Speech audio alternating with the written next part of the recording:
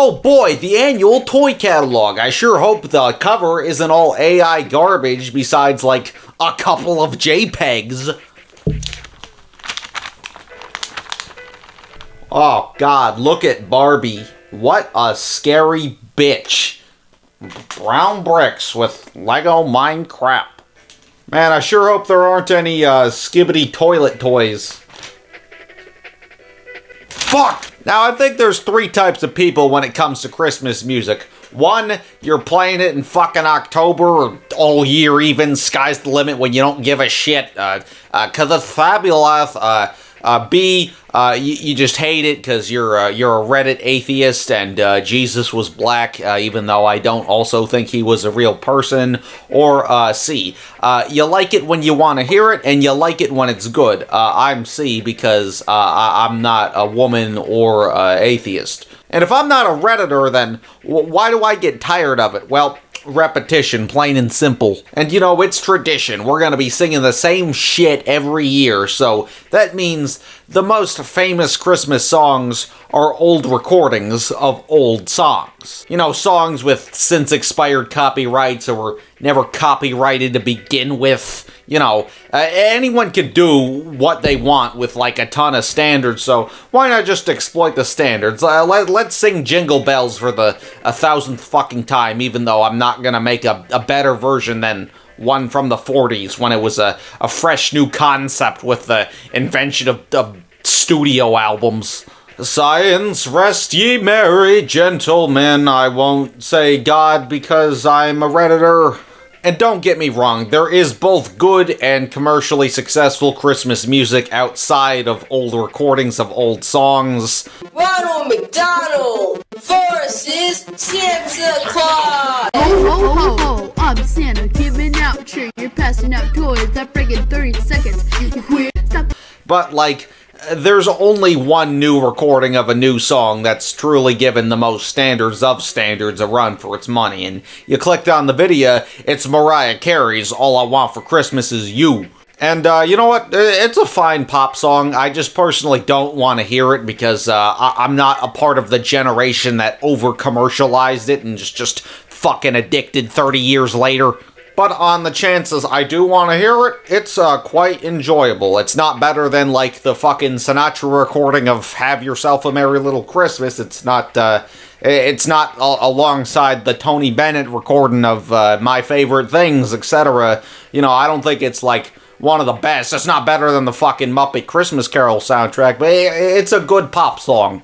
Releasing in 1994 on Carey's 4th studio album, All I Want for Christmas Is You is a fully original work that appears on an album that's 70% other standards, at least on its original release. There's only 3 original songs, the big one, Miss You Most at Christmas Time, and Jesus Was Born on This Day. But by some fucking Christmas miracle, her brand spanking new Christmas tune outperformed Oh Holy Night and Silent Night. The world bought the album for Hark the Angels Sing, but fell in love with this new jingle. And by 2010, a sequel Christmas album was long overdue, and of course she re-recorded the song with a new version, extra festive.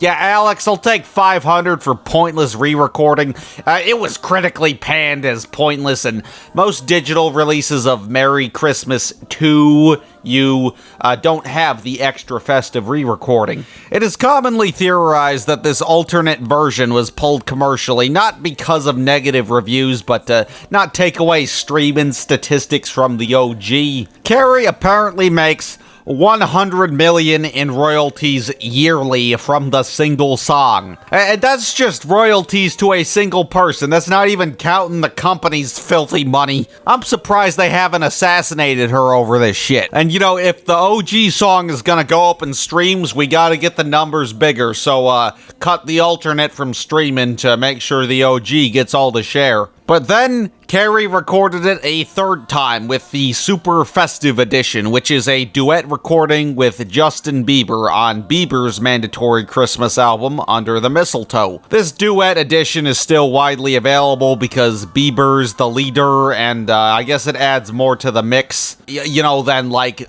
having more jingle bells in the background or some shit. But this is not a flex to a certified Justin Bieber hater and Gangnam Style for Life member like me.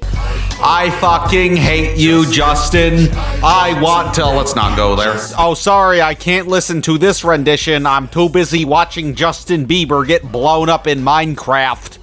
Yeah, fuck Justin Bieber. Oh, not like that. And of course, we also had to get a stupid-ass trap remix with Bow Wow and Jermaine. And, you know, I was born in Atlanta, so I gotta love me some Jermaine, but this is fucking awful, and I don't see anyone's mom enjoying this remix. It tries to make solid contender for whitest song of all time, Gangsta, which is just a complete oxymoron. And of course, the magical Christmas mix just had to drop as a part of Carey's 2020 Magical Christmas Special on Apple TV+.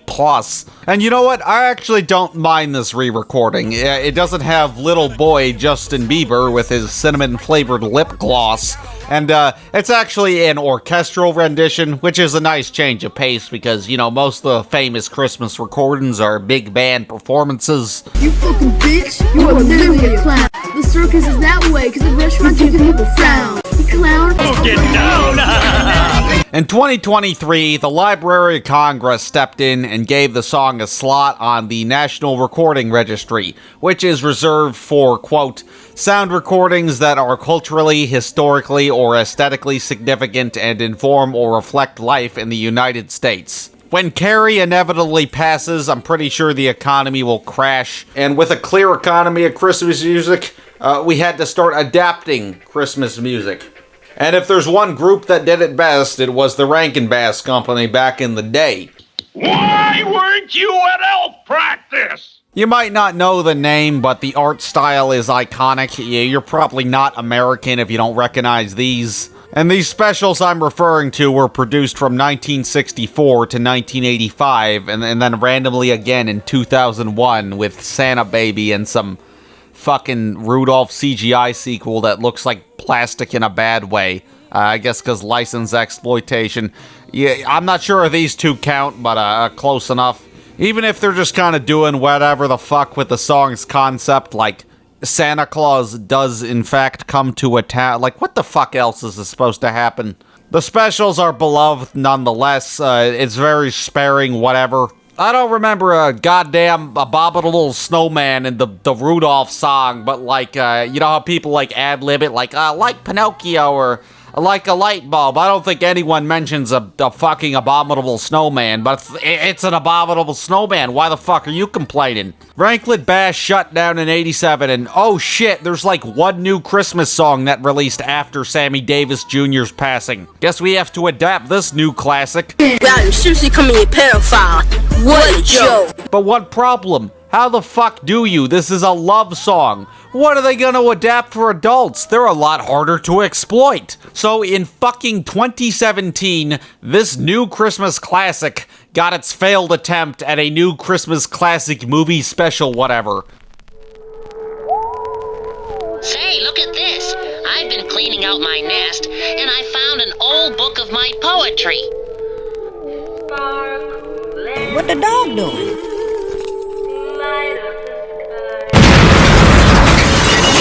In 2015, Mariah Carey signed a deal with Epic Records to produce an animated film. Oh wait, a record company making animation? Bros think they Bill Gaither. But no, I gotta run a retraction. I've gotta stick with the facts. Epic Records are the folks behind Carey's LP from 2018, Caution, if any die-hard Mariah Carey fans haven't shut the stupid fucking video off already. Notably, Carey has had a strained relationship with the label and is primarily working with Gamma today. But around the time it was publicly announced, it wasn't really known what this Mariah Carey animated movie would even be. And for the record, I was not a 35-year-old woman in 2015-ish, but from what I can infer, there was actually some hype surrounding the Mariah Carey animated movie. But the second it was even revealed, all hype immediately died down. Like, what the fuck? It's just baby shit that looks like an allergy medicine commercial? Like, guys, the target audience here is mothers that liked the new Star Wars from Disney. White moms who were teens or kids in the 90s. The bar is not that high. Like, you could have still made it B-movie crap and got away with it. The white moms love Christmas B-movie crap, but not baby crap. And as a non-37-year-old woman in 2017, even I'm offended. If this were exploiting a celebrity that was big in, like, the Nick and Disney Channel scene, I'd understand. But this movie came out roughly 23 years after the song. And not even the biggest members of Mariah Carey's Lambilly stuck around for its eventual release. They weren't, like, super salty, but nobody cared. And if you're a mega sexy superstar as mega and sexy as her, then every little thing matters. But like I said, started production in 15 and released in 17. And in 2015, presumably around the time she signed a deal to make an animated movie, she released her children's book named after her #1 hit. And I just gotta say, publishers need to stop making these stupid-ass celebrity exploitation/parodies of things your parents like children's books. Like, what the fuck do any of these people know about getting children to read? And I know a lot of these are just, like, collector's items, but, like, whose iPad baby has an interest in Audrey Hepburn? You know, the joke is, oh, this thing you probably appreciate as an adult in the form of something you appreciate as a kid. It's a novelty. But the overabundance of parody collector's items and or celebrity exploitations, children's books, it's just making more fucking iPad babies. Kids don't care about these people. Why would they want to read this shit? You can't fucking walk into Target without seeing, like, at least 6 of these goddamn things. I'm not even exaggerating. Because why have original children's stories that can have an impact on the reader when we could just have shit that encourages children to worship celebrities? Yeah, kid, you want to read a book about Hillary Clinton's grandma? Because politicians are such great role models and old people gardening is an original concept. What do you mean they didn't put all the heroin in the Janis Joplin kids book? So Mariah jumped on this bandwagon and released her stupid-ass celebrity exploitation book in November of 2015. And I imagine, it was getting copies printed for the holidays around the time Mariah met with Epic Records to make an animated film. So Mariah chose to adapt her stupid-ass celebrity exploitation book, which adapts the song barely. Yeah, I guess 2015 was the exact point where the nostalgia of the song's pre-existing over-commercialization finally kicked in. Now, like I said, it's a love song, so it's not gonna be some cheesy white girl TMZ bullshit romantic drama, as something a 40-year-old white woman would actually watch. No, that makes too much sense. Let's make it about child Mariah Carey wanting a dog. Like, they couldn't even make it a Disney Channel romance? That would still appeal to children you're trying to exploit. Now, like, what are the themes of the song? Like romance and hope and denying materialism. Fuck you, Madonna. So when you apply that to wanting a dog, it creates the necessity for contextual alteration. Meaning that child Mariah Carey talks like she wants to fuck it. I'm gonna tell you the story of my first love. Like, who talks about loving their pet that way? Did she co-write this with Hillary? Out of her. And that's how it happened. Love at first sight. Is this a kid's movie or a pedophile's Blue's Clues fanfiction? Let's all go find Blue's Clues. Here's our clue. Your hairstyle makes you look like a Jew. And look, obviously this was far from intentional, but man, it's almost like this wouldn't have been a problem if you didn't make the white girl love song movie about wanting a dog. So here's allergy medicine child Mariah Carey. Look at Barbie. What a scary bitch. She has like the body anatomy of a teenager, but the face of a literal toddler. I can't tell how old she's supposed to be. I completely whitewashed her too. She's not that fucking pale. I guess George Bush directed this movie because it doesn't seem to care about half-black people very much. And to give most animated celebrity exploitation garbage, 9 times out of 10, they can at least accurately portray the face they're fucking shoving in your face. This could be the child version of any white girl with blonde hair, which, you know, Carey isn't. She's biracial, black and white. Now, let's Google child Mariah Carey like a Loud House fan. Well, this shit is on the internet.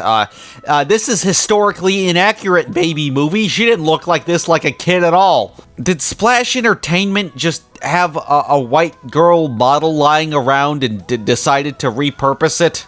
Yep, that's right. This was made by the same people as the Dumbsville renown Alpha and Omega and Norm of the motherfucking North, baby.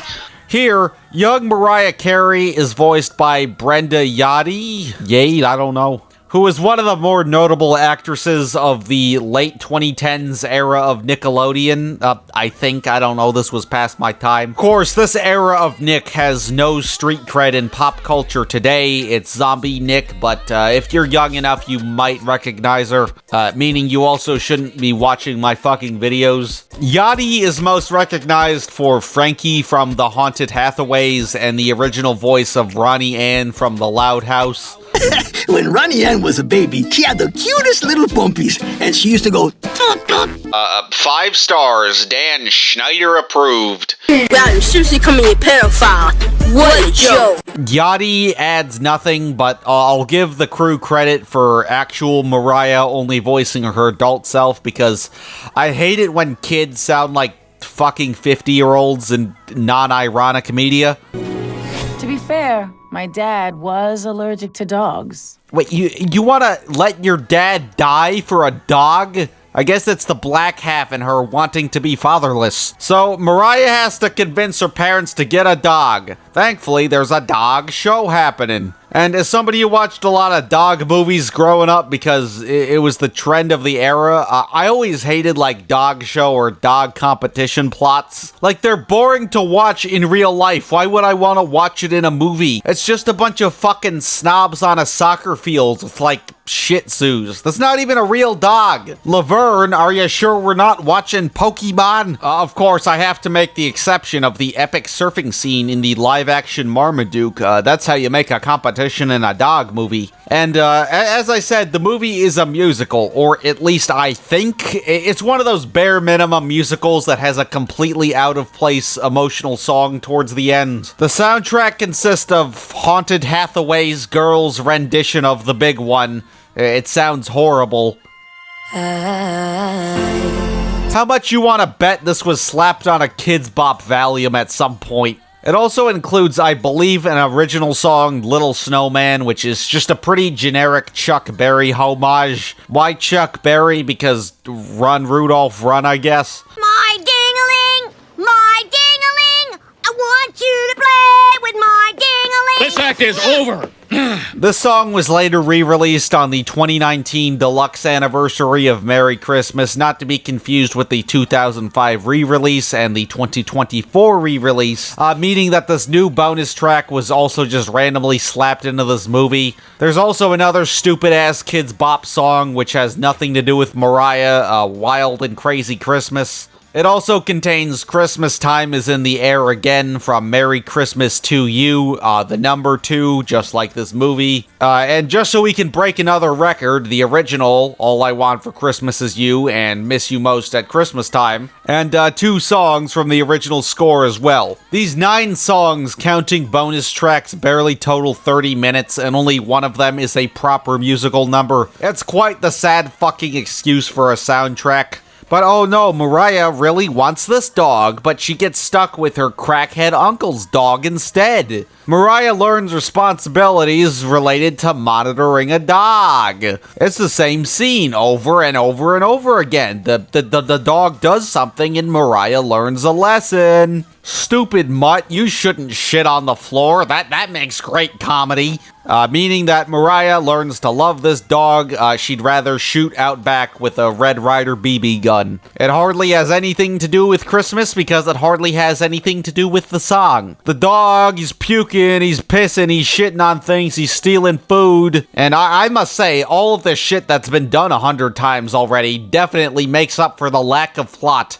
And yeah, I know dogs are gross, but I hate it when dog movies just resort to dogs are gross. And of course, every adult in this universe is also a complete fucking idiot and blames everything on Mariah because of the dog is an idiot. Fantastic. Can't forget the subplot, which has nothing to do anything with Wanting for Christmas, where Mariah's grandpa is like a fucking criminal and he vandalizes the neighbor's Christmas decorations because Christmas decoration humor. Although not in a good way like National Lampoon. And yeah, there's less scenes of repeating the same joke compared to the what the dog doing scenes, but it's also just the same scene over and over again. See, this movie was actually pretty progressive at the time. For once, we have a movie with an interracial couple where the white parent is the criminal. And oh no, the dog destroys the whole living room. Bro thinks he's Marmaduke in the epic party scene in the live-action Marmaduke. And also the dog runs away. Bros thinks he's Marmaduke again. And just because she loves this borderline domestic terrorist in dog form so much, Mariah passes the dog she initially wanted for Christmas to Cody from Daddy-O-5 in a desperate attempt for sympathy and conflict resolution. I think.